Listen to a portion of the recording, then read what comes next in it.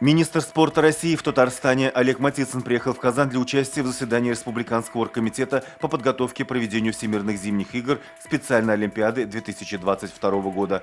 Заседание провел Рустам Минниханов. Президент рассказал о том, как республика готовится к спортивному событию.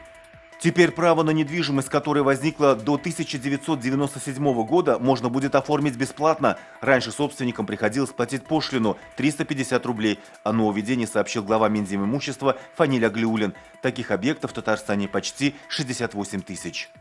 Сегодня в Доме правительства Рустам Минниханов встретился с муфтием республики Камилем Хазратом Самигуллиным и исполняющим обязанности ректора Болгарской исламской академии Айнуром Тимирхановым. Обсудили подготовку к празднованию 1100-летия принятия ислама в Волжской Булгарии в следующем году. Закажи рекламу на ТНВ. Телефон в Казани 5 705 100.